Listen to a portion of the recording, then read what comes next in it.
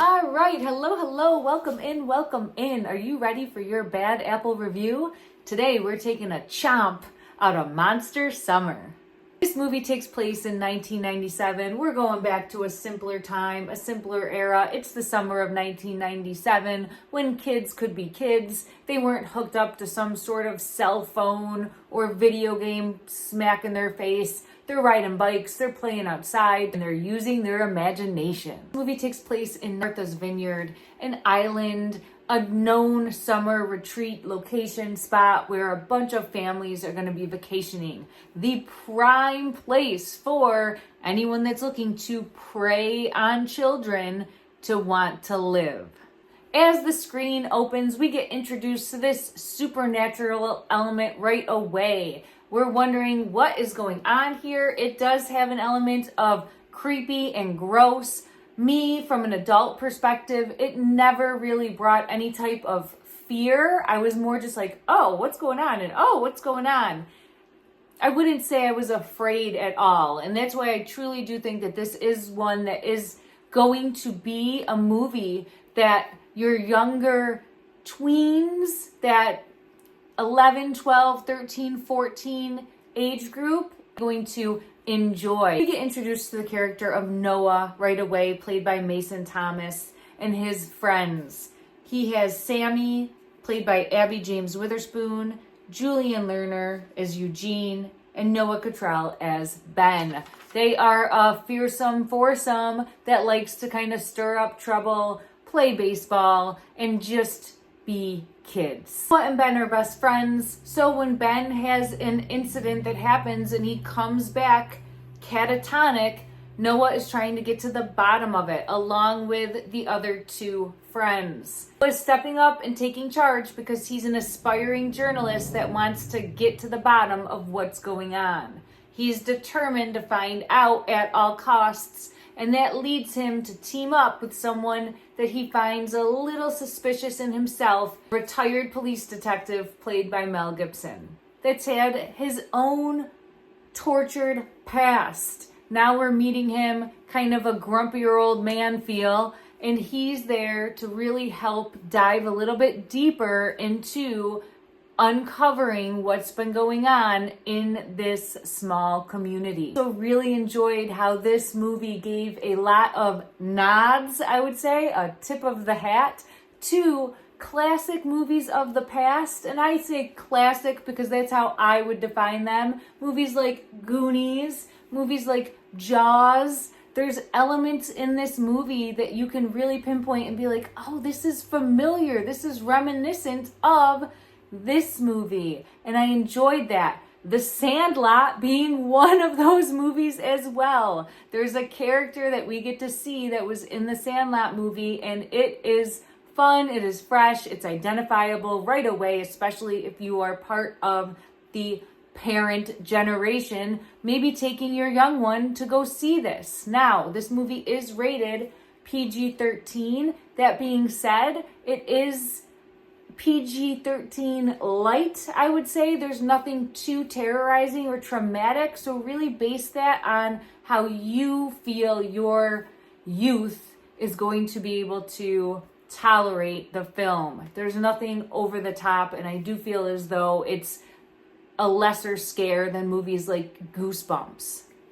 The umpire in this movie is our familiar face. He is played by Patrick Renna, and it was a fun addition to this film. There's other familiar faces in this as well. Kevin James is here, as well as Lorraine Bracco, and their roles are fun additions to the film. All in all, the acting is what you expect from a quote-unquote kids movie. There's nothing really over the top here as far as dialogue, what they're bringing to the table, depth. You get glimpses and pieces of trying to get that depth, but it's a little painful. It's kind of rough to get through certain spots.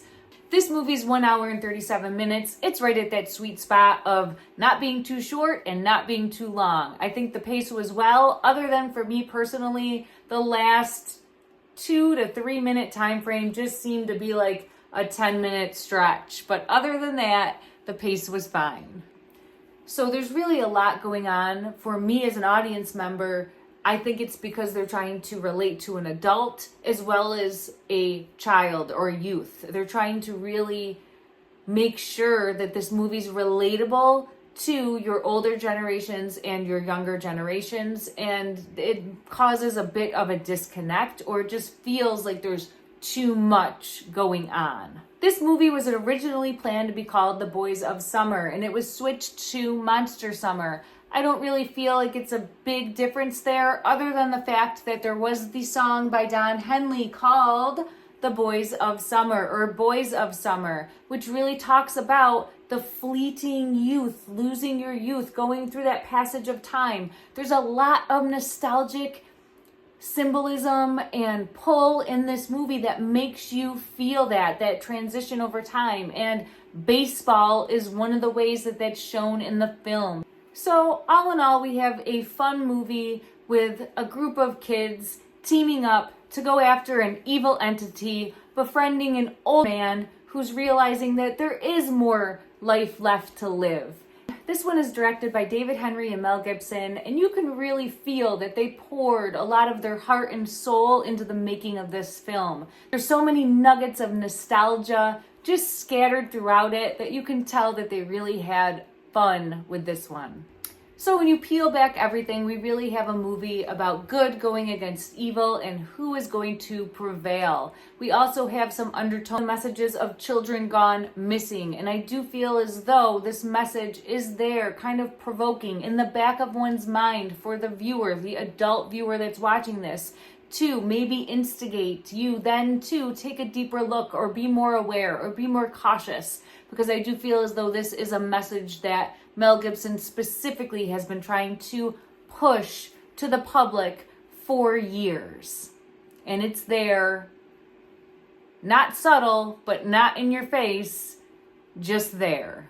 Monster Summer is a movie that really is trying to be there for the adult audience as well as that tween era, younger generation audience. And it's really pulling at the nostalgic feeling of wanting to pay homage to movies of the past, movies that we grew up with in the 80s, the 90s, people that are fans of these movies. You feel that nostalgic essence throughout this picture. But that being said, standing alone on its own, it just falls flat. It doesn't give you depth into that character dynamic, especially for the group of friends. They feel more like an afterthought than friends that are really supposed to be there for each other, that are struggling to find their place in this world and to understand what's going on, to put pieces together, to kind of Scooby-Doo it. And you don't get that vibe. You don't get that feel. Yes, they're on a baseball team together. Yes, you can tell that they live in close proximity to each other and they've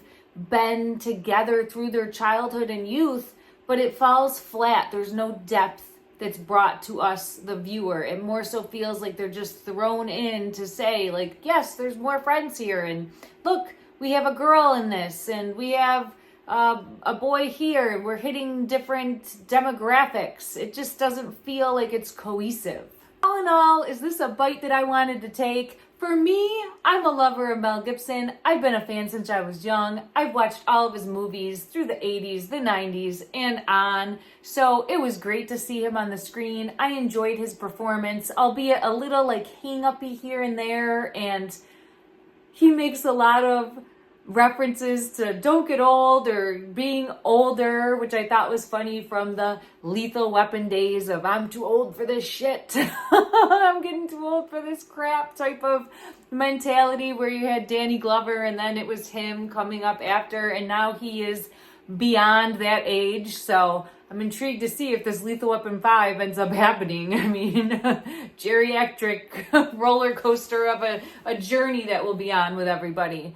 But it was fun to see that perspective and him telling a younger generation to appreciate your youth. It was funny, it was fun, and I enjoyed seeing him on the screen. All in all, this one seems more like a watch at home movie. Unless you're in that tween age and you're a parent that's wanting to take your tween to go see it, then I say by all means, yes, go enjoy the day at the theater. It's not going to put you to sleep and it's not completely boring. And there's a lot of things in it that I think you're going to appreciate as a viewer. And I do feel as though it is fun for that younger generation. All right, everyone, thanks for joining in. Let me know your thoughts down below. I'm interested to see if this is one that's going to be on your watch list. See you soon.